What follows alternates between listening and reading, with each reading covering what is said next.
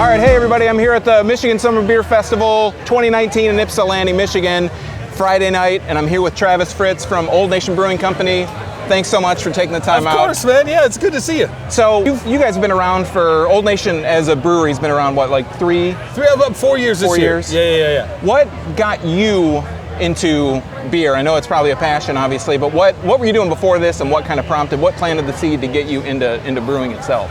So I became a brewer a long time ago, and I was a education major at Michigan State. They changed their student teaching requirements, and I couldn't afford to finish. So my German professor recommended that I go over to Europe to finish. And I did. I was in food science and got recruited into the brewing program and became a technical brewer, right? As an American, but a German technical brewer, I guess. Right. And it was completely disconnected to any kind of craft beer here. This has been like 2002 or so. Okay. And then decided to come back home, or come back to Michigan, to America, in 2003, I think. And then began craft brewing, and that still, there was craft beer here, and it was totally different than what they were making in Germany. Right. But it wasn't like it is now. Yeah, no. Everybody had a red and a wheat and a, whatever. Maybe a pale. Right, if you're exactly, lucky. right. A brown. Right, exactly, yeah. So you're big, I'm telling me, and just kind of reading up on you, a lot of your initial, you were more like a German traditional brewer.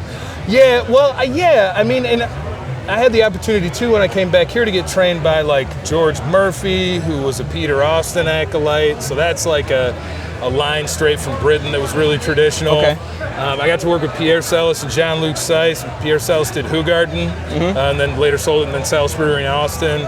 Jean-Luc Seiss is responsible for all the Unibrew beers like La Fin du Monde, Trois Pistoles, Maudit.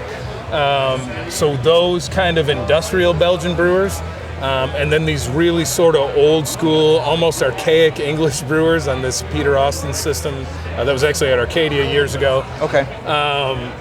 So it was great, man. I got to come back to the U.S. and instead of this really staunch German atmosphere where nothing was cool except for what was coming out of Germany, everything was cool, and it was like there was a lot of opportunity because a lot of these older guys were A, still alive, and B, still active in the industry. Yeah. And that's only like 20 years ago, man. It's not even 20 years ago. Yeah, it's so funny how everything evolved. So if you think about it, you think about the car. It's an institution. It's been around for 100 and some odd years, and it's evolved from these, really humble beginnings to being, obviously supercars and stuff like that. And beer, people think about it. I think a lot of younger people think about craft beer, and maybe they remember their parents drinking it, or an uncle or somebody, and it's like it hasn't been around that long. It really hasn't, man. We had all the hundreds of different breweries, small regional breweries, and then the big ones came in, and those kind of went away, and now we're starting to see it sprout up again. I turned 40 years old this year, and there are not a lot of guys who have been around since the early 2000s left.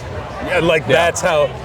40's not real young, but it's also not crazy old to be one of the oldest dudes still doing it. You know what I mean? That's insane in its own right to think about something like that. You've had a chance to walk around. Have you picked up on something that you see as being a big kind of trend that's going to pick up this year, or maybe what we're going to see next year? It seems like there are these overarching categories of beer that brewers always want to push for summer beers because we like them. Right. So of course you see a lot of fruited wheats or New England IPAs, which are kind of along the lines of recipe writing. They're kind of the same idea, right? So they're these fruited hazy beers essentially, and that certainly I think is to serve the customer. But I think you'll see a lot of lagers and light lagers here that are, executed to varying degrees of general ability. But all of them are, I think, sincere, and it's these brewers saying, it's nice for me to see that there are a lot of brewers kind of tacitly saying that there is a place for lagers and lighter kind of beers still, but you see that every year. That's true. Every summer is the summer of the lager, and it never is. It seems like it does seem like they're starting to build a little bit of momentum. Yeah. You start to see you see little pitter patters here and there. Oddside's doing beer. Well, Founders obviously is doing Hisi Pils, or the Pilsner, what they're calling it now, and they're doing Solid Gold. Oddside has Beer Me and a couple different variations of that. Smaller places that you wouldn't really think of as being a lager kind of brewery are starting to kind of branch out into that. So. It's good to see. Right.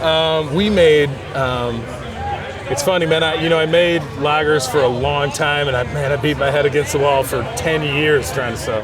Like, why don't people understand that this is the perfect beer? Not the one that I make, but like Pilsner, right. You know what I mean? Yeah, in general. Right, this is what you were looking for, right? This is kind of the brass ring. And then ended up making M43, and it took making M43 and Boss Tweed to make Helles. To be able to come back and do it. And sell 2,000 cases of it, and it sells out, you know? Right, yeah. So it's not...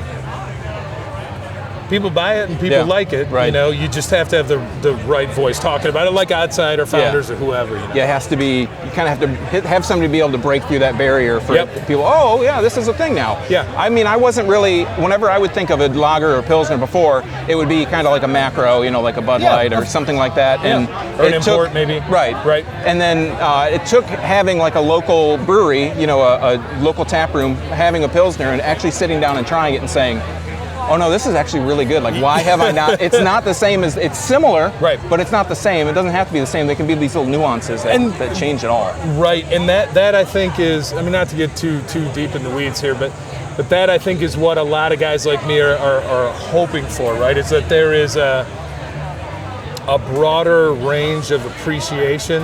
Not that people don't appreciate a lot of different beers. They obviously do, right? But lagers seem to be that last kind of holdout. And I think it's because people are so used to being impressed, you know, kind of the whole idea was of craft beer was to fight against industrial lager, right? So our whole task has been to be uniquely impressive in one way or another, right? Yeah. So if we're talking about these, like you said, new nuances and really subtle differences, that's difficult to. Again, I think you have to develop a bigger voice so that you can talk about it. You know? So going back to Helles for a minute, is that something that you think you're going to brew again, or is that like a one-off, or is that kind of diverge from that and do styles of that? Or? Yeah. So we're doing a lager series. I'll do a Vienna again, and that'll come out sometime in late October, early November. I think late October actually, and then we'll do a. Jubiläums Pilsner, an anniversary Pilsner, Northern German, for the Christmas season, which is just a little bit after October, and so we'll then kind of step back and review whether or not releasing 3 lagers created any kind of lager fatigue. Right. If it doesn't, then there is nothing I would like more. Yeah, man. There's nothing I'd like more than me making lagers for people. And I see that you guys recently just put out the DDH Greenstone, the Amarillo Greenstone. Is there any other, you want to divulge any secrets, like any big beers that you see coming up that it's going to blow our minds? Or let me interrupt that. Can you break the story? I saw that on Twitter that you guys, and I think it was Instagram and Facebook, had a picture of some video being taken in your tap room. Can you discuss that at all? Yes, I can. That actually was a boring video, but it revolved around a day that actually had some interesting stuff happen. So that video was just another. It was like me standing in front going, this is what Old Nation is, and I went to Germany or whatever. Right. But that day, we finalized we've been doing the Woodshed series. Yeah. But we have been doing it in kind of a scattershot fashion because we've been so kind of spread out with regard to production. Right. So now we actually are in a position where we can schedule the pilot system a little bit better, and we'll be doing pilot releases, or at least 20-barrel releases, relatively regularly through Christmas at least. Okay. But those will be really small case releases, and to be honest, we're using them like we always have, which is essentially to say, look, here is this thing that is interesting to us. Right. In order for us not to risk too much money or loss, we're going to do this on a very small scale and then listen to what people say about it. Right. Which can often backfire because, if folks want it and we don't have enough, and we should have known or whatever. Yeah. It sounds like a good problem to have, but not necessarily always a good one. It's a good problem to have from a business perspective, but from just like an emotional perspective, you don't want to make people angry, you know what I mean, for no reason. Yeah. But it is helpful to us, and it allows us to kind of make some shit we know we're not going to do on the open market. We just want to see what people think. Yeah. So we're doing, for example, an M43 where the water's completely untreated. It's just raw Williamson water. Okay. Which we think is a lot more like the East Coast examples of that style. And then we'll do a cart horse with almost all Vienna malt as its barley base malt. And that sounds kind of corny, but for us, it really does serve to answer a question. And then we'll do a bunch of disco shit like pineapple jalapeno, milkshake, IPA, whatever the fuck. If I could make a plea, Yeah. 2 pleas. Sure, of course. Because you got to do more malt liquor. You got to do more malt liquor. I don't think anybody really liked that. I love malt liquor. It's like a time machine. Okay, it is You like a know, time machine. you can't go backwards though. Of course, it was real high class for it. It was.